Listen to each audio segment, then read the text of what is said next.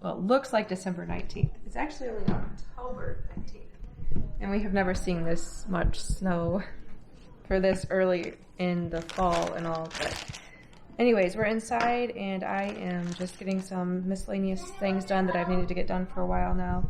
This is was a 30-pound block of cream cheese that Adam had picked up from the Dutchman store. Some of our earlier videos show the Dutchman store, and it's our favorite place to go, especially for buying things in bulk. So you kind of never know what you're going to get when you go down there. So this is the first time we've ever gotten a 30-pound block of cream cheese. And usually, you know, typically I'll go through cream cheese maybe at the most probably like 4 pounds in a month. And so this is going to last us a long time. So I'm just trying to divide it up a little bit better and get it to where I can use it a little easier than just kind of having to chip away at this big block. And this big block was $20. So that's a pretty good deal considering that the little 1 pound blocks that you get at the store, usually they're 99 cents if they're on sale. Otherwise they're over $1. So this is pretty good. And this will last us a long time. And we, you know, cheesecakes, different things like that. We make different dips and all. So this will be good. So I'm just getting it situated and stored away nicely.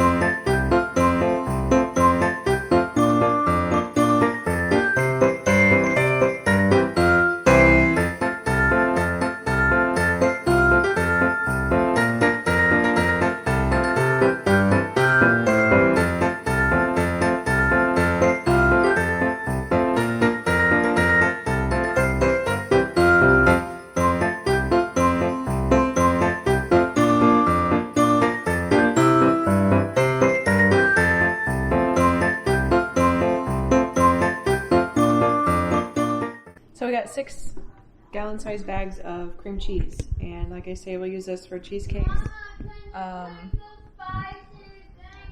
dips. I will come up with other things. So comment below what your favorite recipe is when using cream cheese, and maybe we'll give it a try. I'm going to interrupt this video real quick just to tell you a little bit.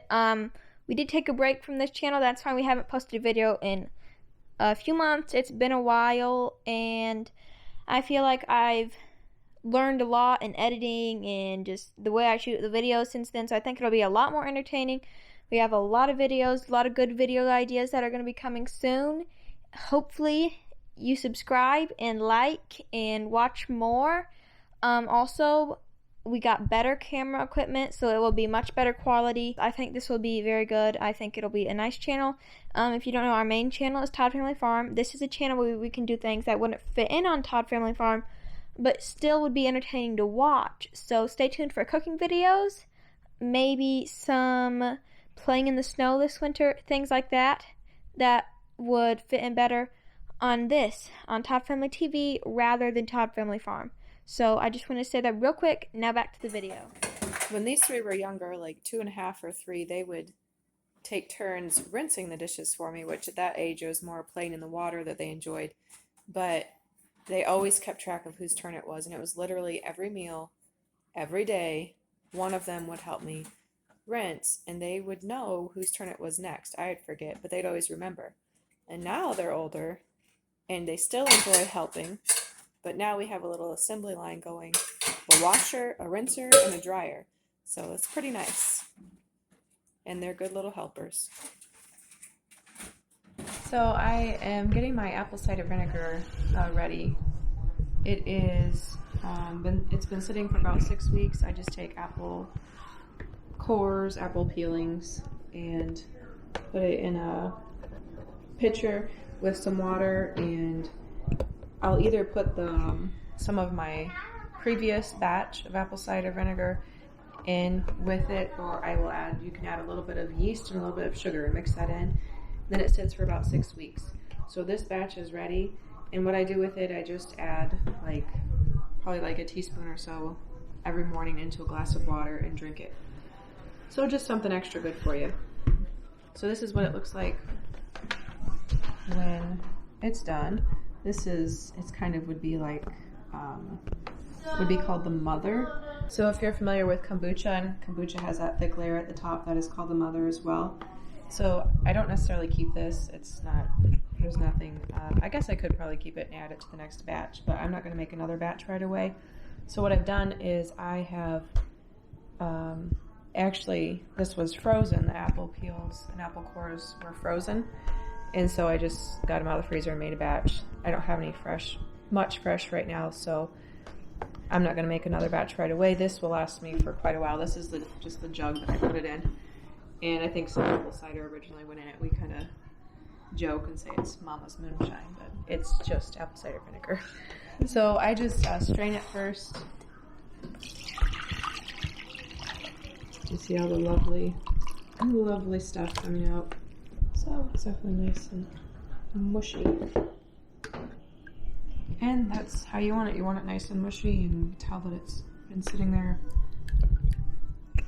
for a long time and getting all the good stuff out of it. So I'll just pour it in here. It's gonna make a nice good batch. And if you smell it, it smells like vinegar. If it's got a really off smell to it, then you know something's just not quite right. It should smell just vinegary, so that's what it smells like, so I know it's good to go, and it looks good. It's a nice off color to it. And I'll just pour the rest in here. I'll just mash it around a little bit to get any extra out. Okay, I might just let that sit for a little while, let that strain, and get all the extra, whatever's going to come out. Let it strain there and get the rest out. Another trick that I do with, when I make my apple cider vinegar, especially in the summertime, is I take a little jar and I'll put some apple cider vinegar in it. And then I'll put plastic wrap over it and poke little holes in it. This traps the fruit flies, the little gnats that will get around, especially in the summertime. If I've got apple cider vinegar out on the counter, they love it. So I use a towel to keep them out of it, but they just find it and then they're always around on the top. They don't get inside, but they're around on the top. So if you set this next to it, then they start going to this, then they're not bothering my vinegar. So just a little trick that I do. And that's it. I'll stick this in the fridge and this will last a long time. And then I've got a little bit more peels and cores in the freezer that when I'm ready for my next batch, I'll just make them. You can do it with fresh cores and peels as well.